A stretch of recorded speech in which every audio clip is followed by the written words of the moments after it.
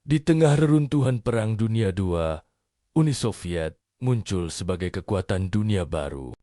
Namun, persenjataan prajuritnya, terutama pistol sampingan, dirasa perlu dimodernisasi.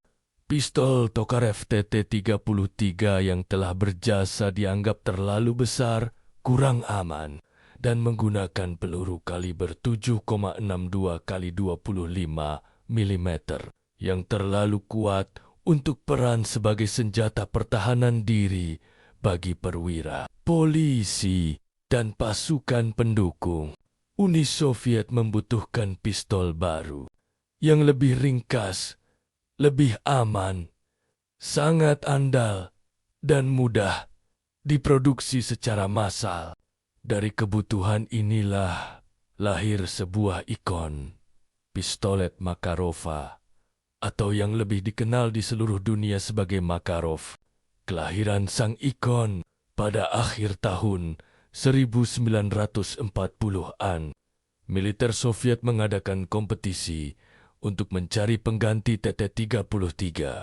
Banyak desainer senjata ternama Soviet ikut serta, namun desain yang paling menonjol datang dari seorang insinyur muda bernama Nikolai Fyodorovich Makarov. Makarov tidak menciptakan desain yang sepenuhnya baru dari nol. Ia mengambil inspirasi dari pistol Walther PP buatan Jerman yang terkenal karena keandalannya dan sistem pelatuk double action atau single action. Namun, Makarov tidak sekadar meniru. Sesuai dengan filosofi desain Soviet, ia menyederhanakan mekanisme Walther PP secara radikal, mengurangi jumlah komponen, memperkuat konstruksinya, dan membuatnya lebih mudah untuk dibongkar pasang di lapangan tanpa alat khusus. Kunci dari desainnya adalah kartrid baru yang ia bantu kembangkan. 9 x 18 mm Makarov. Peluru ini merupakan jalan tengah yang cerdas, cukup kuat untuk menjadi proyektil yang efektif. Namun tekanannya masih cukup rendah untuk memungkinkan penggunaan sistem operasi simple blowback yang sangat andal dan sederhana. Setelah melalui serangkaian pengujian ekstrem yang melelahkan, desain Makarov dinyatakan sebagai pemenang. Pada tahun 1951, pistolet Makarova secara resmi diadopsi sebagai pistol standar militer dan kepolisian Uni Soviet. Jantung dan jiwa Makarov, kesederhanaan yang brutal. Kejeniusan Makarov tidak terletak pada kecanggihan, melainkan pada kesederhanaannya yang efektif. Prinsip simple blowback tidak seperti pistol modern yang menggunakan sistem penguncian yang rumit. Makarov hanya mengandalkan massa dari slide dan kekuatan untuk menahan ledakan gas saat peluru ditembakkan. Ini secara drastis mengurangi jumlah bagian yang bergerak, yang berarti lebih sedikit titik potensi kegagalan. Larasnya terpasang kokoh pada rangka pistol. Hal ini tidak hanya menyederhanakan konstruksi, tetapi juga memberikan tingkat akurasi yang mengejutkan untuk pistol seukurannya. Keandalan ekstrem dibangun dari baja padat. Makarov dirancang untuk berfungsi dalam kondisi terburuk sekalipun, mulai dari musim dingin beku di Siberia hingga lumpur dan debu di medan perang. Reputasinya sebagai senjata yang tidak akan pernah macet adalah hasil dari desain yang kokoh ini. Keamanan dan fungsionalitas. Tuas pengaman di sisi kiri slide juga berfungsi sebagai dikak.